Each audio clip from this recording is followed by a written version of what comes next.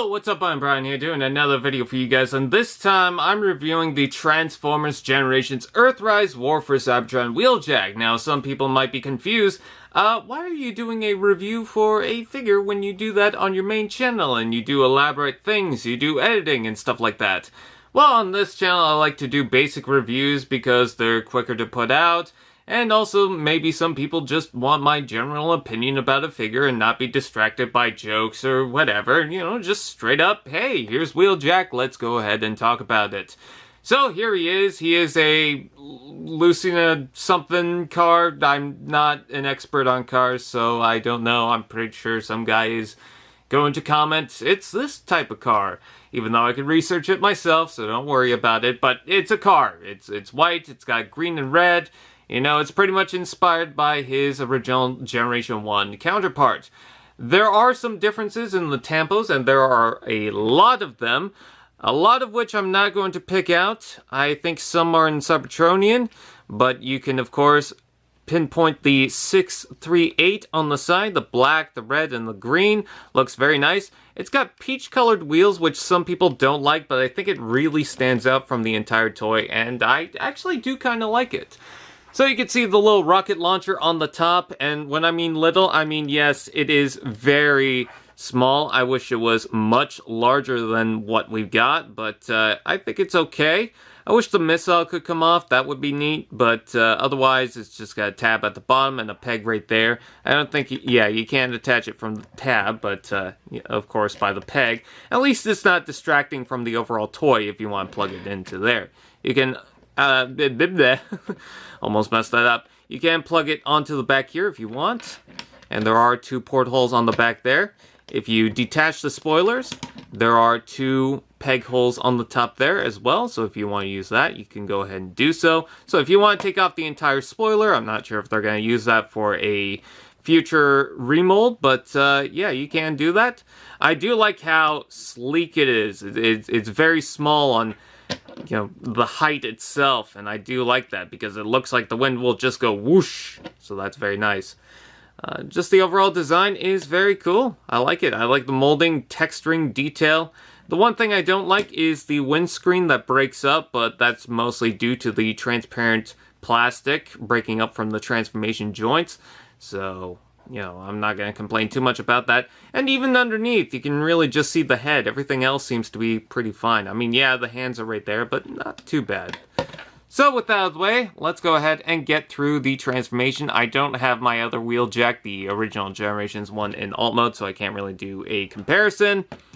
So let's go ahead and open these up. These have a stopping point, so they will just lock into there.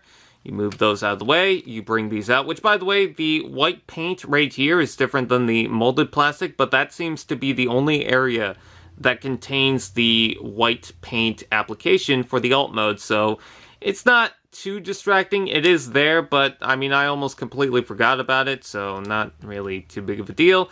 Anyways, those open up, and you want to break apart this, and there is a tab underneath the windshield. You have to kind of wiggle the leg out and move it out to here. There is a double joint right here, like so.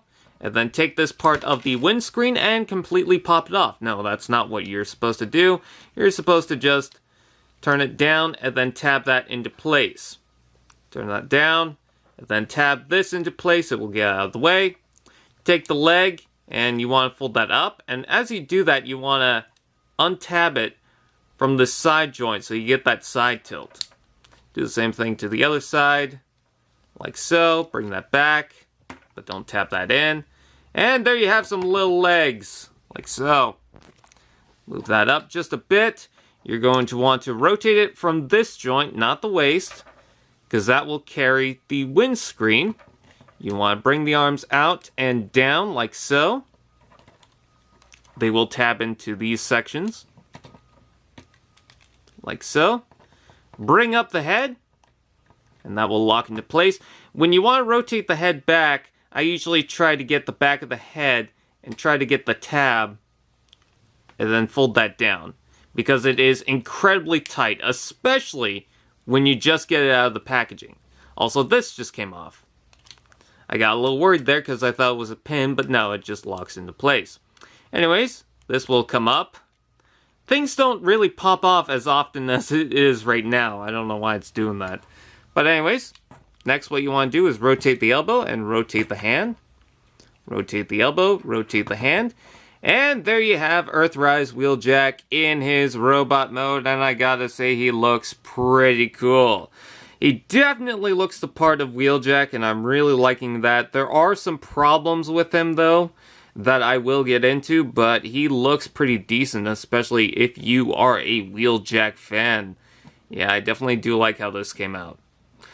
So let's talk about some of the problems, because they are kind of significant to the toy. The first thing I want to talk about is the arms. Now, a lot of people say that the arms are pretty long, and yeah, they kind of are. You can adjust the shoulders so it doesn't look too bad, but either way, they're just going to look kind of long.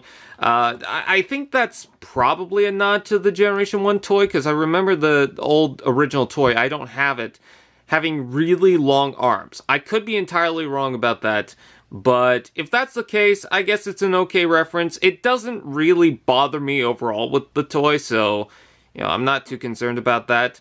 And by the way, while we have the box and frame now, there is a piece of the map and the cardboard insert underneath, and then there's also a red transparent thing that you can actually take a look at the outlines inside here, because there's some red markings that is kind of hard to see, although you can definitely see the red markings, but it just makes things easier if you want to try that. But anyways, going back onto the Wheeljack. What are the other problems? The feet. I don't like the feet. I mean, I like the design of the feet. This is definitely like the original toy and the original cartoon, which, by the way, he's definitely based on the cartoon more than the toy. However, it's on a double joint and it doesn't lock in. You can see that he has a heel right on the back here, but because of that joint, it slides up, and you can see that little piece gets in the way. So it definitely needed some locking feature, because otherwise, if you fold that back far enough, he's just going to wobble like that. You can work alongside it, you can work with it, but yeah, it's just more so annoying. And also, I don't like the knees, because the side joint right here doesn't tab into place, and then the knees are a little loose on my copy. I'm not sure if that's just mine, but yeah, that's the case. Speaking of articulation, you got a ball joint in the head. Sometimes this little tab will come out of place. You just give that chest a little push and then it should be fine. You've got double joints on the shoulders, so it goes up and down, up and down. You got rotation here, you got rotation here. Elbow joint, you got wrist rotation, which, by the way, that side panel kind of reminds me of the Masterpiece toy. Despite this little joint in the transformation, you also have an additional joint right here for the waist articulation.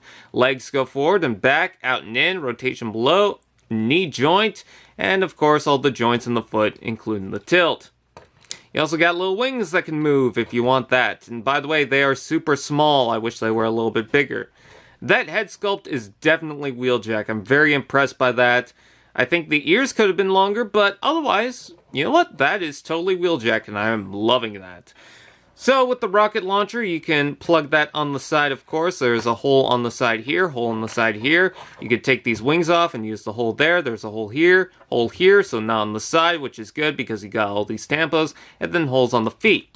You also have a little tab right on the top here that will plug the rocket launcher, and that's good enough, but I wish it came with an additional weapon, like a wrench or something, like the one that came with Ratchet.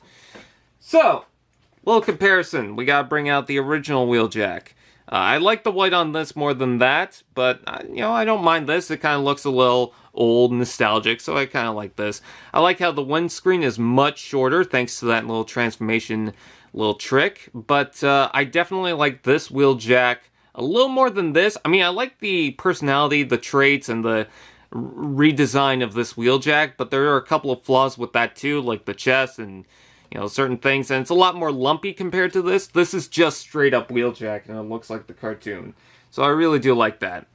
Overall, I definitely recommend Wheeljack if you are into it. There is something about him that's more bland compared to the other ones, but I find Hoist and Cliff Jumper and some of the other ones a little more exciting than Wheeljack, but otherwise, you know what? I think he's pretty cool. So with that out of the way, please like, comment, share, subscribe, and all those fun doodads, and I'll see you guys next time.